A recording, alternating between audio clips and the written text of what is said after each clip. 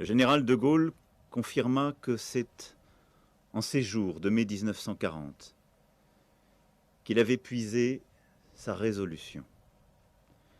Juste avant les combats de Montcornet, sur le chemin entre le Vésinet et Laon, face au spectacle désolant d'un peuple sur les routes, d'une armée en déroute, il avait été saisi par un sentiment de révolte et s'était solennellement juré de poursuivre le combat où il faudra, tant qu'il faudra.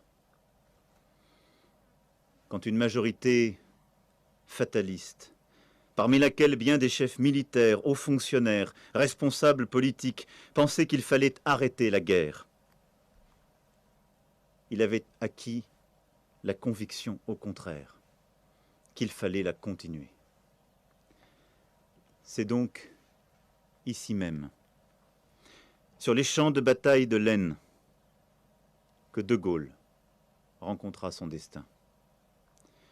C'est là, au plus lugubre de la bataille de France, et avant que ne sonnent des heures plus sombres encore, qu'une invincible espérance a jailli dans le cœur d'un homme qui allait bientôt mener les forces libres de notre peuple jusqu'à la libération.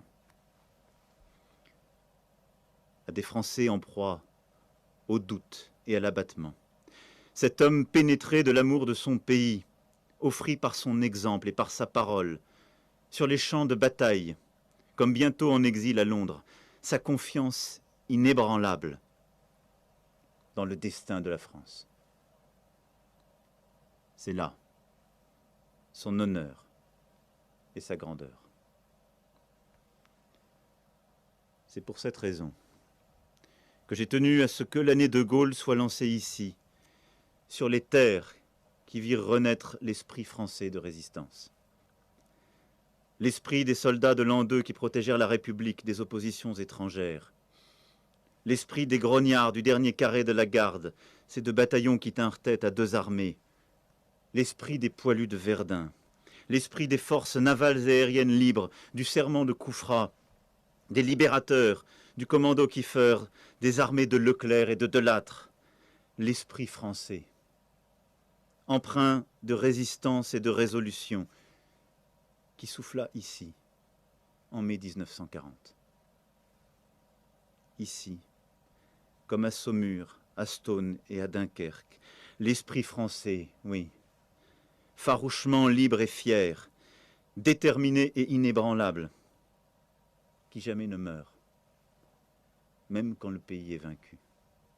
L'esprit français, qui toujours permet au peuple de France de se redresser et de reprendre la grande marche de son destin. L'esprit français, qui jamais ne se résout à la défaite, qui choisit la conquête et embrasse l'audace. De Gaulle nous dit que la France est forte quand elle sait son destin, quand elle se tient unie, qu'elle cherche la voie de la cohésion au nom d'une certaine idée de la France, qui nous rassemble par-delà les discordes alors devenus accessoires et les désaccords souvent trop vétilleux. Colonel, général, chef de la France libre, président de la République, Charles de Gaulle incarne cette résolution, cette force d'agir, cet esprit français. Vive la République, vive la France.